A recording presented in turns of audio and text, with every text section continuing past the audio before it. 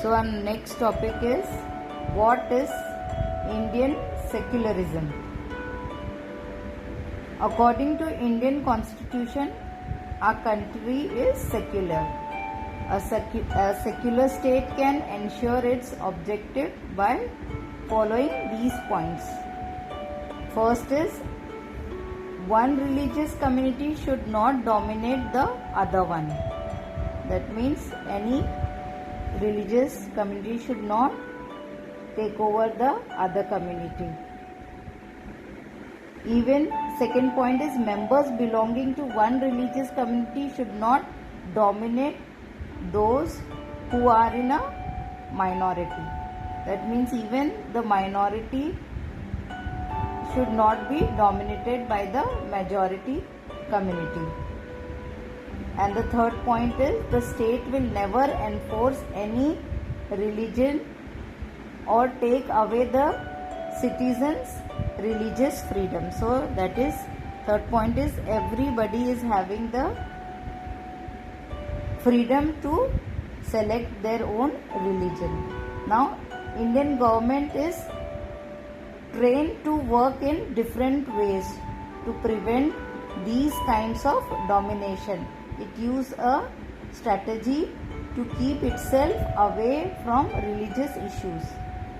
The government of India does not support any religion, nor it is ruled by anyone.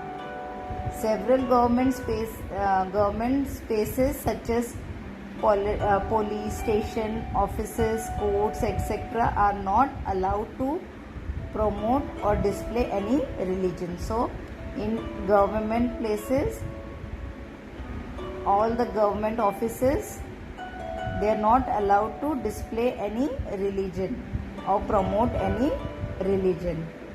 In order to prevent religious domination, the Indian government has adopted a strategy of non-interference to make sure that there is no interference in religious practice and sentiments of all religions are respected.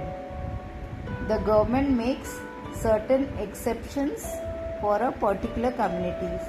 So government doesn't interfere in the matter or the practices of religious community followed by the people.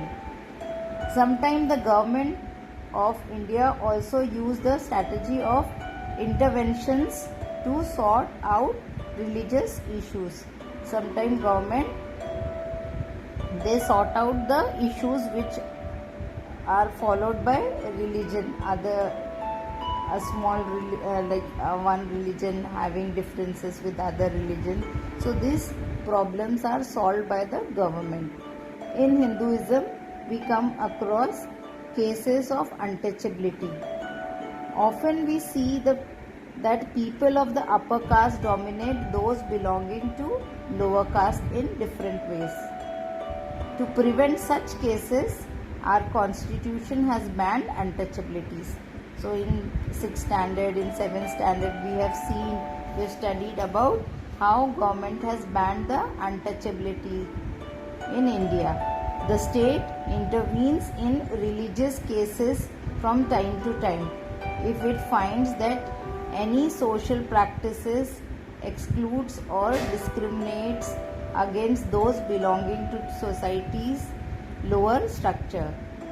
So even if there is some differences, the government intervenes, means comes and solves the issues which are between the society, between the religion, or if there is some discrimination happening around.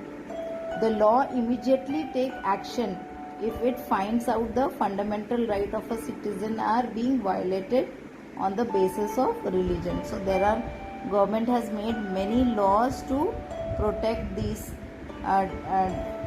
differences. Okay, if the discrimination, if there are any discrimination, the law have been made. The Indian government is also known to intervene in certain religious matters by providing them support. According to the constitution, the religious community in India have the right to set up their own colleges and schools. On a non-preferential basis, the government can also provide them financial aid.